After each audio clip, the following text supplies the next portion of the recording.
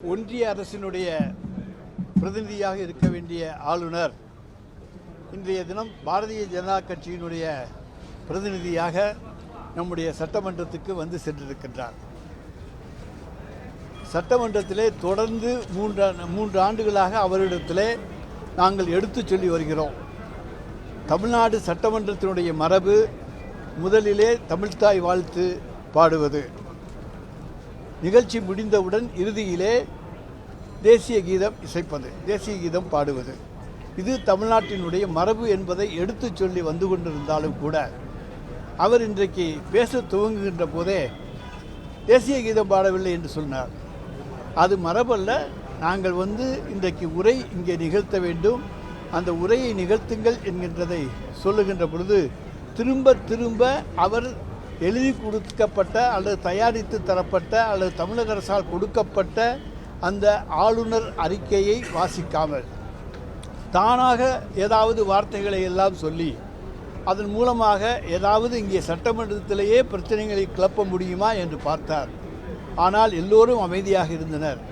நம்முடைய சட்டப்பேரவைத் தலைவர் மட்டும் அவரிடத்திலே தொடர்ந்து அவர் வேறாக பேசிக் கொண்டிருந்த காரணத்தாலே அறிக்கையில் நீங்கள் சட்டமன்றத்திலே ஆளுநர் அறிக்கையை படியுங்கள் என்கின்ற வேண்டுகோளை தயவு செய்து நீங்கள் வந்து என்று, அதாவது எவ்வளவு தூரம் எளிமையாக தாழ்ந்து போய் கேட்க முடியுமோ அந்த அளவுக்கு சபாநாயகர் இன்றைக்கு கேட்டிருக்கின்றார். சட்டமன்றத்தினுடைய தலைவர் சபாநாயகர் தான், சட்டப்பேரவைத் தலைவர். ஆனாலும் அவர் அப்படி கேட்டு நீங்கள் எழுதி கொடுத்த உரையை வாசியுங்கள் என்று சொல்லும் பொழுது அதை வாசிக்காமல் ஆளுநர் அவர்கள் வெளியேறிவிட்டார்கள். வெளியேறி சென்ற பிறகு தன்னுடைய ஆளுநர் மாளிகையிலே இருந்து கொண்டு ஒரு அறிக்கையை தந்திருக்கின்றார்.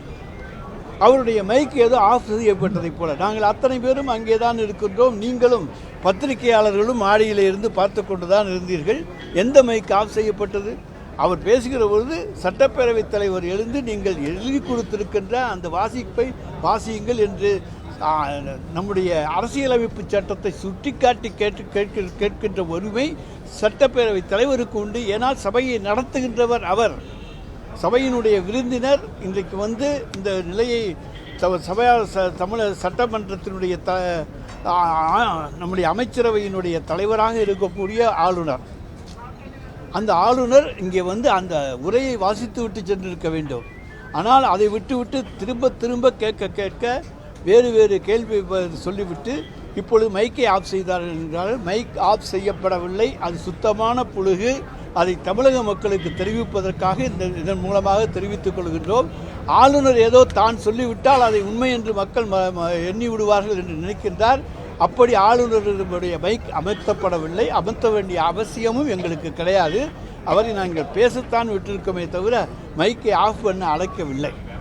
ஆனால் அங்கிருந்து மற்றொரு பல்வேறு குற்றச்சாட்டுக்களை, பொய்யான குற்றச்சாட்டுக்களை, இன்றைக்கு எதிர்க்கட்சிகள் கூட சொல்லாத குற்றச்சாட்டுக்களை எல்லாம் இன்றைக்கு வரிந்து கட்டி கொண்டு எல்லோருக்கும் வக்காலத்து வாங்குகிற ஒரு வக்கீலாக இன்றைக்கு இருந்து கொண்டு இந்த அரசுக்கு எதிராக என்னென்ன குற்றச்சாட்டுகள் சொல்ல முடியுமோ அதையெல்லாம் பொய்யாக இன்றைக்கு சொல்லியிருக்கின்றார்.